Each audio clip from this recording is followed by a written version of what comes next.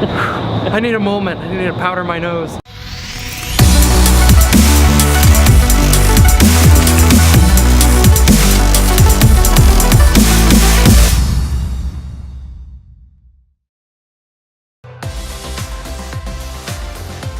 Toxic Heveh, much like other teams, spends a fair amount of their season training here in the tunnel. Early in the season, the tunnel provides us with a controlled and consistent environment to work on several different aspects of our flying. And as we all know, the weather in South Texas is anything but reliable. So the tunnel allows us to keep training even if loads aren't turning. With teams of all degree of difficulty and all disciplines training in tunnels just like this one all over the world, and with new teams popping up every season, the instructors and staff here do an amazing job of keeping us in the wind. So here are a few things that we can do as teams and as ambassadors of our sport to make sure the tunnel stays running safe, efficient, and that we continue to build that relationship. Well, one of the biggest things as soon as you come in, just go ahead and get checked in for us. As soon as you get checked in, just let them know, hey, we're with this team, we're underneath this block, this account, whatever. And then while we're getting all your stuff set up, wristbands and all that, you guys just head over to the team room, have a seat, chill out, get dressed. 9 times out of 10, we'll just have somebody bring you guys the wristbands. If not, before you guys get into the tunnel, just come back and say, hey, still need our wristbands. We'll hook you guys up, you'll be all set to go.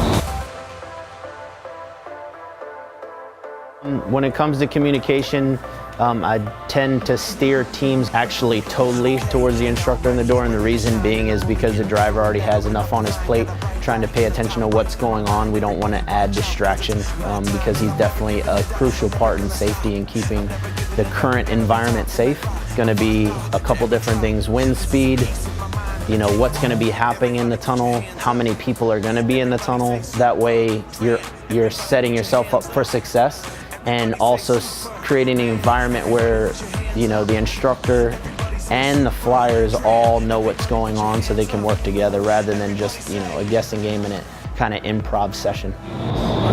To promote efficiency with your driver and your instructor in the door, you want to communicate before briefing with them about the rotations you're going to have, the time for each rotation, if there's any inexperienced flyers that are in the session. Minutes before the session, if you have the time beforehand, just letting them know how much time, what your wind speeds will be, rotations, how many of them, things along those lines. When you're the driver and you have a team come in that doesn't relay that information to you, it's almost like you don't have a clue what's going on.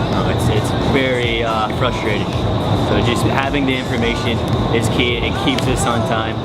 It keeps everything structured and moving smoothly. So we really, really appreciate when you guys do that.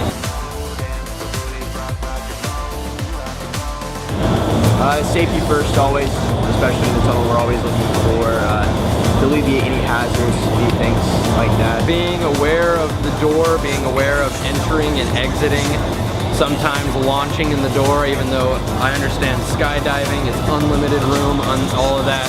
Whereas the tunnel, we're confined to a very smaller area for sure. Also communicating with the instructor of exactly what's going on, so just everybody's on the exact same page. Safe, smooth, and fun. I guess just entering and exiting safely is really, really important. Just letting us know if maybe you have some weaker flyers in the group flying with you. Maybe letting them exit out of the tunnel first. The long and short of that is just going to be slowing the pace down, really. Taking everything nice and slow, making sure eye contact and communication is being accomplished by the team itself. Being very careful on entrance and exit is definitely going to help the instructor a ton. There needs to be a look at the way things are handled when things get out of control in the tunnel. Typically, when things are out of control in the tunnel, or somebody, you know, loses control and maybe high or low and that type of thing, when you have multiple people in the tunnel, what you want to do is kind of clear out, get to the walls. If you're by the door, I'd say exit altogether.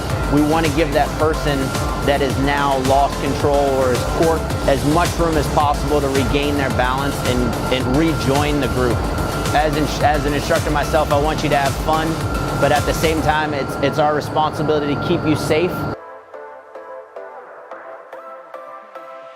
Have a game plan, for sure. Have a game plan before you get in the tunnel. Know what blocks you want to accomplish and kind of set out some goals as to you know, this is what we want to accomplish in this session. Yeah, I mean, just have a game plan before you get in.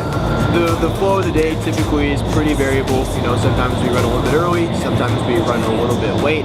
Understanding the flexibility of the day helps quite a bit. When the teams are flexible, it helps quite a bit. Just being heads up what's going on in the tunnel, understanding if we're late or we're behind, being at the doors whenever we're ready, things of that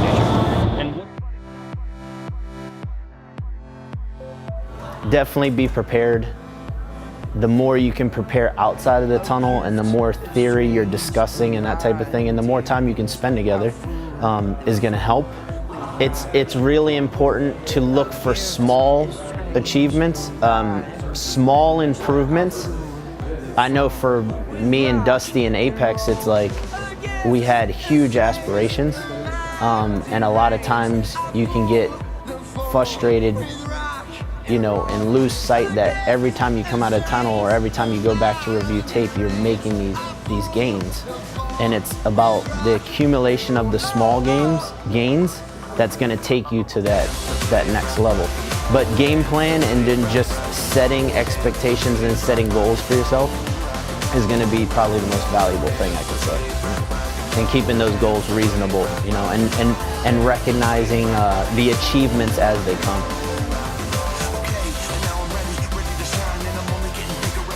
Well, one of the biggest things that we do, and we usually tell all of our classes, especially for first-time flyers, is once you get out of the tunnel, just high-five everybody that's sitting on the bench. That's a big thing. We want everybody to feel welcome. We want them to become pretty much the next team.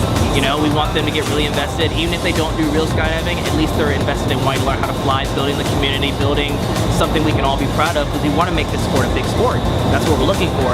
So as long as they're just like courteous of the customers, patient, you know, giving everybody high fives, all smiles, that energy just carries over to everybody else within your group.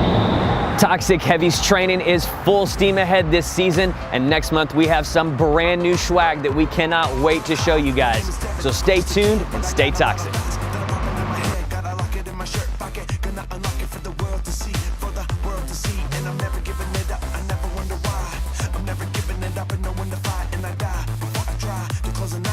This is a bite of my prize, so step aside.